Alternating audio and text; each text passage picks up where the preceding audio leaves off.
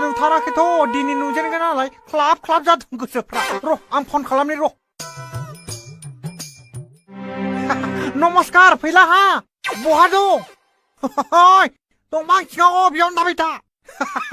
मोनसे खोन्थालाय नोंनि दिनै प्रेम लीलाया जागायगोनथ' नों दिनै हा गानो मोननाय नङा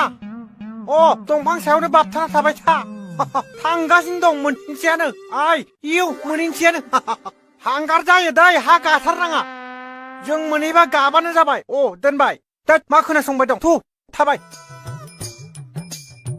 मासि गोब्राबब्रा बेलाय सैमानि फिसायालाय आथिंफ्रासो रुवायलायलांबाय आइदै हिनजावाबा मा साइसनि मासि गोबाव आखाइ रुवायलायलांबाय मोनफैबाय हनै ओंखारनो हामसिगोन ओंखारदो ना हनै सिख्लाया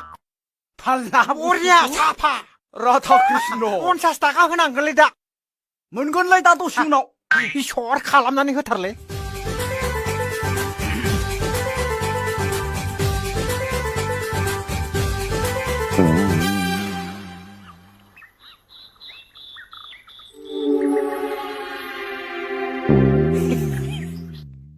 मा नाम नोंनि नामालाय नाफाथि नाफाथि जानोबो समायानो आंनि रुवाथि बैसोआ बेसेबां जाखो 40 आंनि आइनिख्रुइ 2 बोसोरसिम गिदिरसिनबाव साला वाल खिथु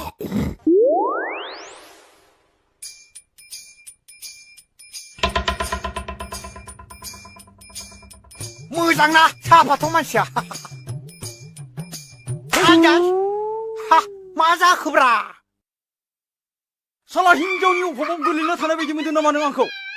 फाग्ला फार्स्ट नुनायाव बिदिनो नुखायोब्रा नायबाय थाबासो साफा नुलाङोना बिनिख्रुइ साबसिनखौनो जखायबासो गारबाय आङो बेसे लोदो हिनजावखौ जयो नामा मानसिया लोदोआनोथ' मोजांब्रा बानानै बाजारफ्राव गिदिंबायनो हामोना मा जाम्बालै बेमार आजार जाबा नोंखौ बाना लाबथिंगोन ना मा जाम्बालै बेसेबां लानाय नोमानिफ्राय फैसाखौ मा लाबाय बायनोब्रा आं बिब'सो जायो जाथि साला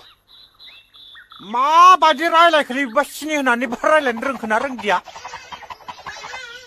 मिनोनोबा रोंखोना रोंदिया थांनि र'